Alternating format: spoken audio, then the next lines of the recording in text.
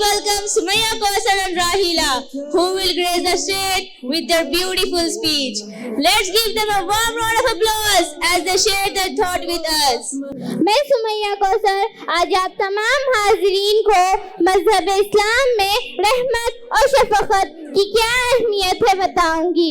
رحمت سے مراد دوسروں کے ساتھ مہربانی اور ہمدردی کا اظہار کرنا. شفقت سے مراد دوسروں کے درد اور تکلیف کو محسوس کرنا, ان سے ہمدردی کرنا اور مصیبت زدہ لوگوں کو سہارا دینے پر اوروں کو تیار کرنا. قرآن پاک میں رحمت کی اہمیت اس آیت کے ذریعے ظاہر ہوتی ہے. اعوذ باللہ من الشیطان الرجیم, بسم اللہ الرحمن الرحیم, وما ارسلناک الا رحمتا للعالمین, اور ہم نے آپ کو تمام جہانوں کے لیے رحمت بنا کر بھیجا ہے. یہ آیت نبی کریم صلی اللہ علیہ وسلم کو تمام مخلوقات کے لیے رحمت قرار دیتی ہے اور اس بات کو ظاہر کرتی ہے کہ آپ صلی اللہ علیہ وسلم نے لوگوں کو مہربانی, معافی اور ہمدردی سکھائی, جو اس حدیث سے ثابت ہے. حدیث لا یرحم اللہ من لا یرحم الناس.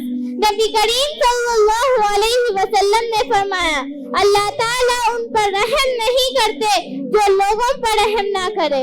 اب میں آپ کو سرکار دو عالم حضور صلی اللہ علیہ وسلم کی زندگی کے واقعات سنانا چاہوں گی, جو حضور صلی اللہ علیہ وسلم کی رحمت اور شفقت کا آئینہ دار ہے. طائف کا واقعہ, جب آپ صلی اللہ علیہ وسلم طائف کے لوگوں کو اسلام کی دعوت دینے گئے تو انہوں نے آپ کو رد کر دیا اور بچوں کو پتھر مارنے کے لیے کہا, یہاں تک کہ آپ صلی اللہ علیہ وسلم زخمی ہو گئے.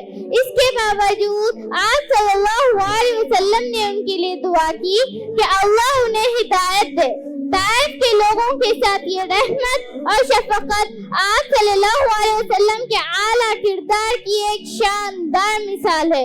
مسجد میں عرب کے ایک دیہاتی شخص کا واقعہ. عرب کے ایک دیہاتی شخص نے مسجد میں ایک بار پیشاب کر دیا. صحابہ نے فوراً اسے روکنا چاہا, لیکن نبی کریم صلی اللہ علیہ وسلم نے انہیں سختی سے منع کیا اور اس دیہاتی شخص کو اپنی بات مکمل کرنے دی. پھر آپ صلی اللہ علیہ وسلم نے انتہائی نرمی سے اسے مسجد کی حرمت و عظمت کے بارے میں سمجھایا. حضور صلی اللہ علیہ وسلم کے ہمدردانہ رویے اور حسن سلوک اور شفقت کی بدولت اس دیہاتی شخص نے مذہب اسلام قبول کیا. یہ تھی حضور صلی اللہ علیہ وسلم کی رحمت اور شفقت کی ایک جھلک. اب میری ساتھی راہیلہ آپ کو حضور صلی اللہ علیہ وسلم کی رحمت, شفقت و نرمی کے بارے میں کچھ اہم باتیں بتائیں گی. السلام علیکم ورحمۃ اللہ وبرکاتہ. مذہب اسلام میں رحمت ایمان کا مرکز ہے. چاہے وہ لوگوں کے ساتھ مہربانی ہو یا غلطیوں کو معاف کرنا ہو, اور معافی کو انتقام پر فوقیت دی گئی ہے.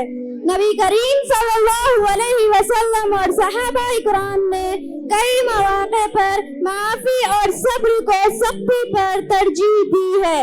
شفقت میں ضرورت مندوں کا خیال رکھنا اور ان کی مشکلات کو دور کرنا شامل ہے.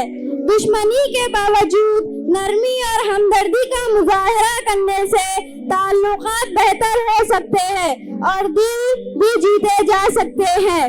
بسم اللہ الرحمن الرحیم سے ظاہر ہوتا ہے کہ اللہ کی رحمت کو اپنانا ہر مسلمان کے لیے ضروری ہے. ان تمام باتوں کا صرف یہی ایک نتیجہ نکلتا ہے کہ رحمت اور شفقت اسلام کی بنیادی تعلیمات ہے. قرآن, حدیث اور نبی کریم صلی اللہ علیہ وسلم نے فرمایا. یہ تھی حضور صلی اللہ علیہ وسلم کی. انہی الفاظ کے ساتھ میں راہیلہ خاتون اب اجازت چاہتی ہوں. جزاک اللہ خیر.